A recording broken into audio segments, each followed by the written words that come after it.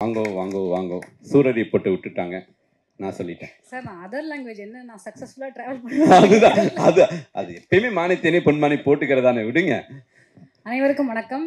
அழைப்பை ஏற்று வந்திருக்கும் ஊடக தோழர் தோழமைகள் அனைவருக்கும் என்னுடைய வணக்கம். ரொம்ப நன்றி. ஃபர்ஸ்ட் படத்தை பற்றி பேசுங்க சார். உங்களுக்கு ஞாபகம் இருக்குமான்னு தெரியல, அவங்க இல்லை 2013 வந்து ஆதலால் காதல் செய்வீர் மேனேஜர் ஃபோன் பண்ணி கூப்பிட்டாரு. இந்த மாதிரி ஒரு கேரக்டர் இருக்குன்னு வந்து அங்கே வந்து உட்காந்துருந்தேன் உங்கள் ஆஃபீஸில்.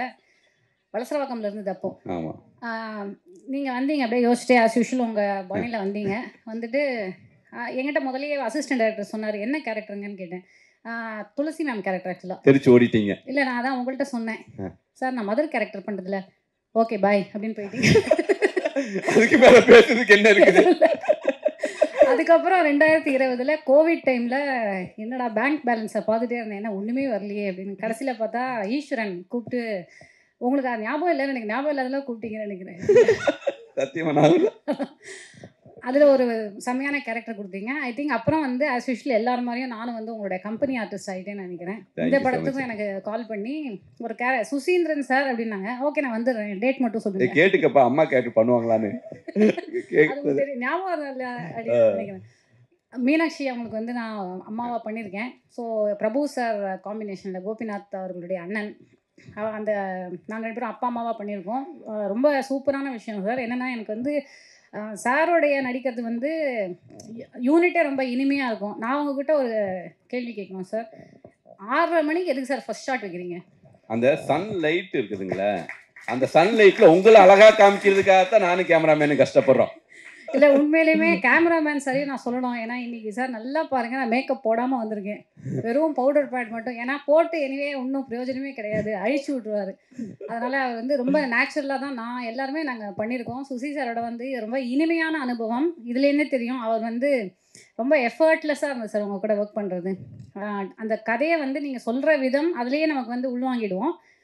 அவர் நீங்கள் வந்து இப்போது அந்த டெரராக மிரட்டுற மாதிரிலாம் அதெல்லாம் வந்து அவங்களுக்கு தெரியாது, சிரிச்சிட்டே இருப்பார். நல்லா சாப்பிட்டோம். ப்ரொடியூசர் சாப்பிட்டோம், ஒன்றா உட்காந்து நல்லா சாப்பிட்டோம். ஒன்றா உட்காந்து டெய்லி வந்து அட்லீஸ்ட் ஒரு 3 வந்துடும் ப்ரான், அப்புறம் வந்து எல்லாமே சொரா போட்டு எல்லாம் வந்துடும். அதனால் நல்ல பிரமாதமான ப்ரொடக்ஷன் பாலாஜிக்கு நன்றி. ப்ரொடக்ஷன் அதே மாதிரி முருகேசன் சார், கோபி சார் 2 பேருக்கும் நன்றி. அண்ட் முக்கியமாக வந்து ப்ரொடியூசர் சொல்லணும். நான் வந்து பல பேசியிருக்கேன், இந்த மீடியா நண்பர்கள் எல்லாருக்கும் தெரியும். பேமெண்ட் வரல நான் பேசிட்டே இருப்பேன். 10 நாள், நான் 9 நாள் தான் சார் நடித்தேன். 10 நாளைக்கு பேமெண்ட்டை போட்டு விட்டார். அவருக்கு தெரியாது, முருகேசன் சாருக்கும் தெரியாது. அதுக்கப்புறம் நான் சொல்கிறேன், சார் நீங்கள் எல்லாம் கொடுத்துட்டீங்க, அட்வான்ஸ் ஒன்று கொடுத்தீங்க ஞாபகம் இருக்கா? ஓ ஆமாம்ல, சரி அதை வேணால் அனுப்பிச்சி விடுங்க. அப்புறம் ஒரு வாரம் அவரே மறந்துட்டார். அப்புறம் திருப்பி நான் அவருக்கு முருகேசன் சாருக்கு ரிமைண்ட் பண்ணுறேன், சார் ஒரு பேமெண்ட் இருக்குது சார், அதை போட்டு விட்ருங்க அப்படின்னாரு. ஹலோ சார் வணக்கம், சாமானியன் படத்தை நான் பண்ணிருக்கேன்.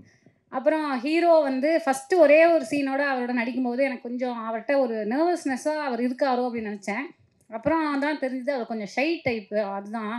அப்புறம் அதுக்கு இல்லையா, அதுக்கப்புறம் புரிஞ்சுது அவர் அந்த மாதிரி ஷை டைப்பே கிடையாது, எல்லாரோடையும் ரொம்ப சகஜமாக பழகினார். ப்ளஸ் நீங்கள் இப்போ பார்த்துருப்பீங்க, ரொம்ப கேமராக்கு வந்து ரொம்ப camera friendly and he became very very comfortable with the camera through the of course என் பொண்ணாக நடித்தவங்க. And she is a very intelligent and hard working actor.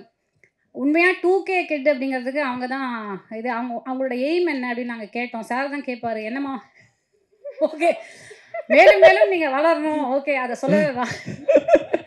இல்லை இன்றைக்கி ரொம்ப தெளிவாக இருக்காங்க. 2K லவ் ஸ்டோரிங்கிறதுல நான் வந்து நான் 80s கிட் சார். நான் 80ல் எக்ஸாக்ட்லி 80ல் பார்ன்.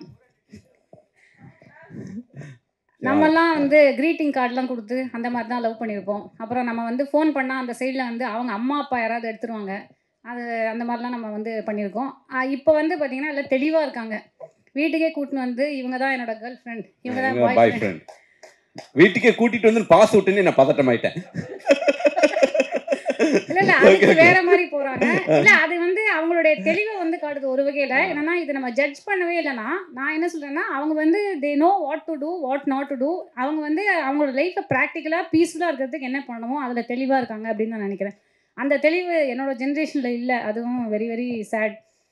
ஸோ அந்த லவ் ஸ்டோரியை வந்து நீங்கள் எவ்வளோ ப்ரீஸியான ஒரு என்டர்டெய்னராக இருந்தாலும் எனக்கு ரொம்ப பிடிச்சது இதில் நீங்கள் கடைசியாக சொன்ன அந்த ஒரு அழுத்தமான ஒரு விஷயம் இருக்குது இதில் ஆதலால் காதல் செய்விட்டு அந்த மாதிரி ஒரு மெச்சூர் அண்டர்ஸ்டாண்டிங். சொல்லிடாதீங்க, உள்ள வர மாட்டாங்க ஆப்வியஸ்லி யாரும். சொல்ல மாட்டேங்குது. அந்த மாதிரி வந்து ஒரு அழுத்தமான ஒரு புரிதல் இருக்குது ரிலேஷன்ஷிப்ஸை பற்றினா இன்றைக்கி இருக்கக்கூடிய கிட்ஸு பார்வையில் அந்த புரிதல் வந்து வரும். I think that will connect with audience a lot. Thank you madam, thank you so much.